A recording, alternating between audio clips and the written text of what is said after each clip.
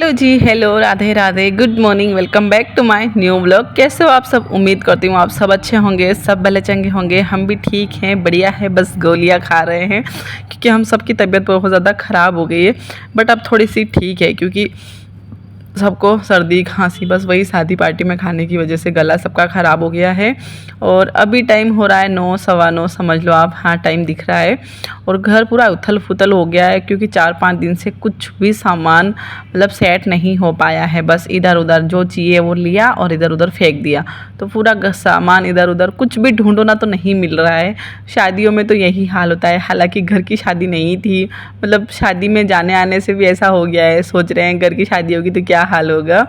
तो मेरा तो यही हाल होता है कि सामान सब कुछ ढूंढना मुश्किल हो जाता है कि कहाँ क्या रखा है और कहाँ क्या नहीं रखना है।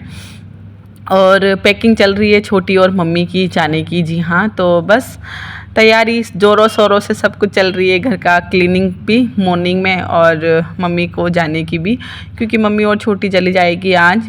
शादियाँ ख़त्म हो गई है और गांव में भी शादी है, तो फिर बस 3-4 दिन हो गए इनको आए हुए, तो जाना भी पड़ेगा।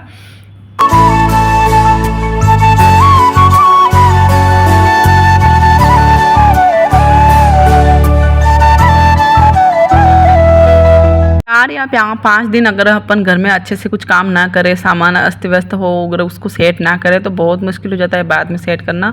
तो बहुत मुश्किल हो गया था। अभी तो बस बाहर जो दिख रहा था वही समेटा है। और अलमारी तो इतनी उथल फुथल हो रही है कि मैं आपको दिखा दूँ तो शायद बेहोश हो जाओगे, इतनी भयंकर वाली हो रही है ख़राब। उसको तो मैंने नहीं छेड़ा अभी क्योंकि यहाँ मम्मी और छोटी जा रही है, तो बस मम्मी यहाँ पर पराठे बना रही है और सब्ज़ी मैंने बना दी थी बैंगन की। और छोटी हमारा जो रात को हलवा बनाया था झांझरिया, वो गर्म कर रही है। तब तक मैं आ गई हूँ ऊपर, और यहाँ का ऊपर भी बस मैंने झाड़ू पोछा कर ही दिया है। बस कपड़े डाल देती हूँ मशीन में। और बोलते हैं कि मतलब जो हमारे घर से जाते हैं उनके बाद कपड़े नहीं धोने चाहिए, तो बस उसी से पहले बस डाल देती हूँ कपड़े। और मैं भी नहा ली हूँ। मतलब हमारे यहाँ होता है कि अगर अपने घर से कोई मेहमान जा रहा है तो उसके बाद में ना तो पोछा लगाते हैं और ना ही नहाते हैं ना ही कपड़े धोते, ऐसा मानते हैं। पता नहीं ये बात कितनी तक सच है। यहाँ पर मम्मी और छोटी दोनों हो गए थे रेडी, खाना वाना खाया और बस निकल लिए ये। और चेरी समझ रहा है कि मैं भी जा रहा हूँ, तो बस वो भी बैग उठा के जा रहा है और वो मुझे भी बाय बोल रहा है कि मैं भी जा रहा हूँ। लेकिन उसको नहीं पता कि ये अभी मतलब आंगनवाड़ी जाने के लिए रेडी हुआ है। तो इसको भी तैयार कर दिया था मैंने साथ ही साथ, मतलब इसको भी गाड़ी पर बिठा देंगे ताकि इतना रोएगा नहीं। बाकी बच्चों का रहता है कि अगर घर से कोई जा रहा है तो उनके साथ जाने के लिए रोएगा ही रोएगा। तो इसको भी मैंने गाड़ी पर बिठा दिया। पतिदेव जी जा रहे हैं बस स्टेशन छोड़ने के लिए दोनों को। मम्मी और छोटी को बहुत याद आएगी, इन दोनों की बहुत याद आएगी क्योंकि इनके साथ मतलब टाइम का पता ही नहीं चलता है। और चेरी को भी बिठा दिया है तो इसको भी लगे हाथ आंगनवाड़ी छोड़ाएंगे, पर बहुत याद आएगी क्या करें। मेरी मम्मी और छोटी चली गई है, इतने दिन साथ में रहे, बहुत अच्छा लगा। क्यों बेटा? मेरा बाबू, तेरा बाबू तो आंगनवाड़ी गया है, वो तो आ जाएगा अभी। बाबू तो यही याद आएगी, बाबू तो यही है रे बेटा, आंगनवाड़ी गया है।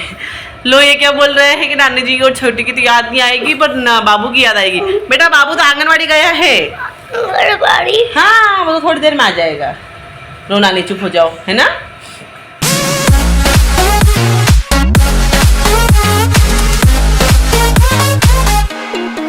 तो यहाँ पर किट्टू को बहुत मुश्किल से समझाया कि चेरी नहीं गया है। वो समझ रहा है कि नानी जी के साथ वो भी चला गया है, तो बहुत मुश्किल से उसको समझा पाई हूँ मैं। और मम्मी वो छोटी चली गई है तो बस किचन ऐसा ही पड़ा था तो बस वो समेट लेती हूँ। अब जो जो मुझे लगा था कि जाने के बाद नहीं काम होगा तो वो मैंने पहले निपटा लिया, क्योंकि कुछ कुछ काम ऐसे होते हैं जो हमारे घर से कुछ भी मेहमान जाए कोई भी हो तो उनके बजाने के बाद नहीं होते हैं, तो वो मैंने पहले ही निपटा दिए। और किचन पूरा बिखरा था तो बस उसको अच्छे से समेट लेते हैं। और है ना, मम्मी और छोटी इतने दिन थे ना तो बहुत मुश्किल आ रही है अब काम करने में, बहुत मुश्किल, क्योंकि 4-5 दिन से कुछ इतना बड़ा काम किया ही नहीं है। मतलब खाना भी बहुत कम बना होगा, 1 या 2 दिन ही बना होगा, बस इधर उधर जाना में ही रह गए। तो 3-4 दिन से आपसे समझ लो कि काम बिल्कुल भी नहीं कर पाई हूँ मैं। छोटी और मम्मी कर लेते थे, काफ़ी ज़्यादा हेल्प हो जाती थी, लेकिन अब तो वही है कि बस मुझे ही करना है, मुझ पर ही सब कुछ लोड है। तो वही है कि अब तो वापस नॉर्मल रूटीन जो हमारा पहले का रूटीन था वो आ गया है। अब तो मुझे ही लगना मतलब ऐसा है ना कि अपन को पता हो कि हाँ ये सब काम मुझे ही करने हैं या हम अकेले को ही करने, तो बहुत फुर्ती आ जाती है शरीर में, बहुत ज़्यादा एनर्जी आ जाती है। और यहाँ पर किट्टू को नहलाया नहीं है, बस मैंने उसको गर्म पानी से उसके हाथ पैर धुला के कपड़े वपड़े चेंज कर दिए, बस स्कूल की यूनिफॉर्म पहना दी है और वही गर्म पानी में यूज़ कर ले रही हूँ पोछे लगाने में, क्योंकि थोड़ा थोड़ा ठंडी है और टाइल्स तो बहुत ज़्यादा ठंडी भी रहती है। और इसको नहलाया इसलिए नहीं है क्योंकि इसको सर्दी खांसी इतनी भयंकर वाली हो रही है, तो डॉक्टर ने मना किया है 1-2 दिन ना नहलाओ इसको, तो कल भी नहीं नहलाया था और आज भी नहीं नहलाया था इसी वजह से, बाकी और कुछ नहीं है। और घर भी इतना गंदा हो रहा है तो बहुत मुश्किल से पोछा लग पाया है। और बर्तन मैंने साफ़ नहीं किए थे उस टाइम, सोचा कि चलो थोड़ा बहुत ये जो बिखरा हुआ है वो समेट लेती हूँ, उसके बाद आराम से बर्तन साफ़ करूँगी।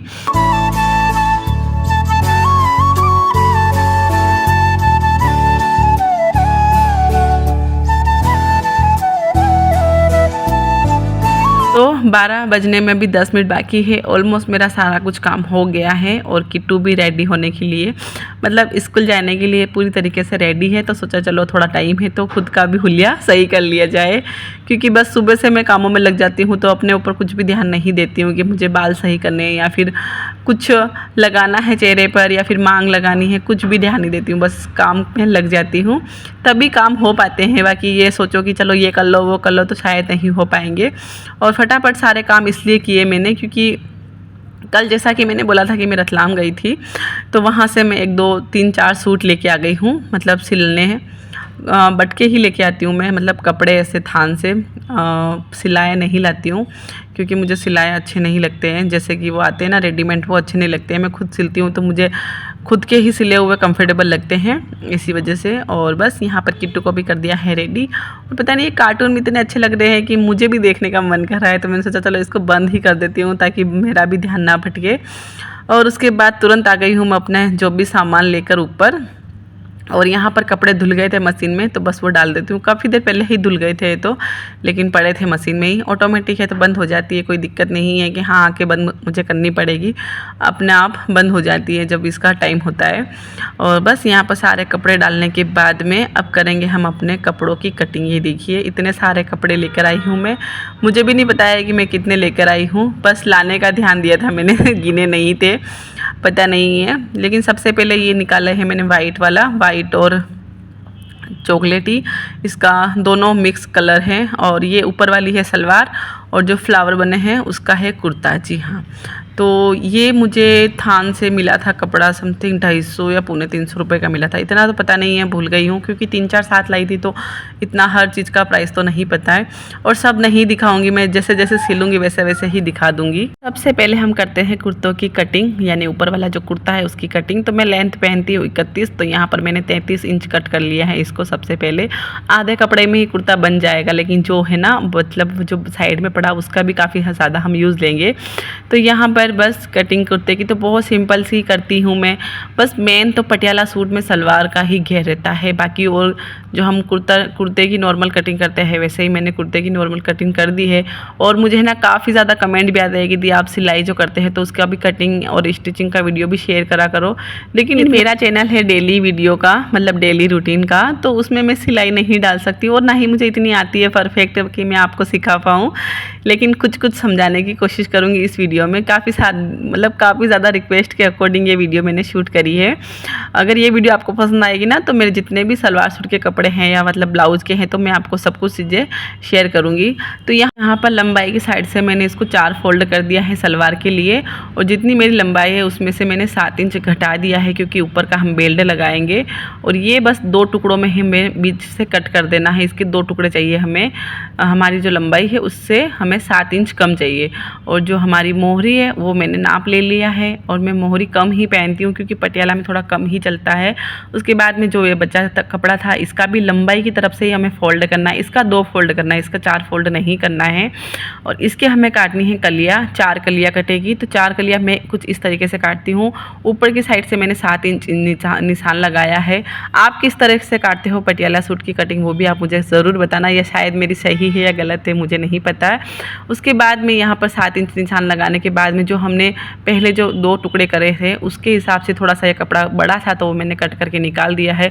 और इस वाले साइड से भी मैंने 7 इंच निशान लगाकर, जो वो 7 इंच इधर था और 7 इंच इधर था, बीच में से ऐसे लाइन बनाकर कट कर दिया है और 2 कली इधर बन गई है और 2 कली हमारी इधर बन गई है।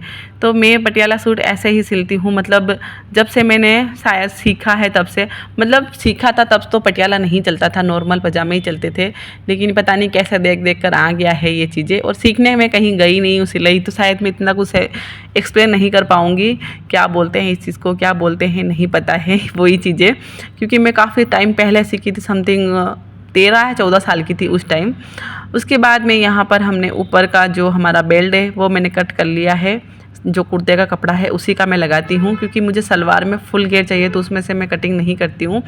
उसके बाद में यहाँ पर मैंने कुर्ते की आस्तीन ली है, तो यहाँ पर थोड़ी सी मैं पफ स्लीव रखूँगी, तो उसके लिए जो हम नॉर्मल कटिंग करते हैं आस्तीन की वही करनी है, लेकिन उसके ऊपर हमें 5 इंच एक्स्ट्रा लेना है और 5 इंच एक्स्ट्रा की हमें गोलाई नीचे वाली गोलाई से मिला देना है। तो ये सिंपल सी पफ स्लीव हमारी रेडी हो जाएगी।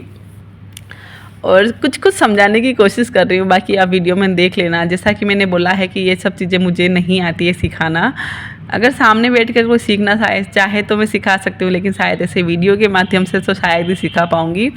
और इसमें छोटी मोटी कुछ डिज़ाइन भी दूंगी, देखा है, सोचूंगी देखें। और उसके बाद में यहाँ पर कट हो गए हैं कपड़े सलवार और कुर्ते का, तो कुर्ता मैंने बांध कर रख दिया है, सलवार सबसे पहले सिलूँगी। और मैं चली गई थी तागा घटी लेने के लिए, जब तक हमारा चेरी बाबू भी आ गया है। तो इसको ये रो रहा था काफ़ी, क्योंकि इसकी नानी जी और छोटी चली गई छोड़ के, तो मैंने इसको चॉकलेट वॉकलेट दिला दिए ताकि ये भी शांत हो जाए। और ये देख रहा है कि हाँ यहाँ पर ये क्या पड़ा है, सब चीज़ें इधर उधर देखता है घूम फिर कर, और थोड़ी देर खेलता है। उसके बाद में इसको सिलाने में लग जाती हूँ, और टाइम भी हमारा काफ़ी ज़्यादा हो जाता है, लेकिन फिर भी क्या करो, बच्चों के साथ तो ऐसे ही मैनेज हो पाता है। 2 घंटे मतलब ऐसे ही मेरे वेस्टेज हो जाते हैं। 12 बजे मैं ऊपर आई थी, लेकिन 2 बजे मैं सिलाई करने बैठती हूँ। और यहाँ पर अब चेरी सो गया है, तो अब मैं आ गई हूँ वापस सिलाई करने के लिए। और यहाँ पर क्या बोलते हैं, मेरा जो स्विच है वो बहुत उधर है, तो मुझे मशीन थोड़ा आगे पीछे करना रहता है। जहाँ मशीन पड़ी है वहाँ लाइट का स्विच नहीं है, तो मुझे थोड़ा सा मतलब मशीन दूर रखना पड़ता है। और उसके बाद में बस सिलाई कर लेते हैं। तो सबसे पहले मैं सलवार ही सिलती हूँ, क्योंकि ये मुझे बहुत ईजी लगती है और ये फटाफट से रेडी हो जाती है, तो मुझे बहुत ईजी लगती है। फाइनली 2 घंटे में तो मेरा कुर्ता और पजामा यानी कि पटियाला सूट रेडी हो जाता, लेकिन बीच बीच में मैं उठ जाती हूँ, क्योंकि पतिदेव जी आ गए थे तो उनको भी खाना देना पड़ता है, और छोटे मोटे काम निकल ही आते हैं, कभी इधर उधर आना, कभी उधर जाना, कभी नीचे से कोई आवाज़ लगा रहा है तो फिर भी सिल लेती हूँ। और मशीन भी मेरी थोड़ी सी ख़राब हो रही है, फिर भी ये देखिए फाइनल कुर्ता और हमारा सलवार रेडी हो गया है। कुर्ते का ये देखिए, ये मैंने गले पर इसका थोड़ा सा डिज़ाइन रखा है, ये बटन में लेकर आई थी तो ये मैंने लगा दिए हैं। और उसके बाद में ये है हमारी पफ स्लीव। अब इसको पहनने के बाद ही पता चलेगा कि कैसी क्या लगती है। और सलवार का ना थोड़ा सा काम बाकी रह गया है, क्योंकि मेरे पास कैन ख़त्म हो गया और मुझे पता नहीं था, तो जब मैं किट्टू को लेने जाऊँगी स्कूल से तब लाऊँगी, देखती हूँ। और ये देखिए कुछ इस तरीके से दिख रहा है। अभी तो पहन के नहीं दिखा पाऊँगी क्योंकि पूरा रेडी नहीं हुआ है।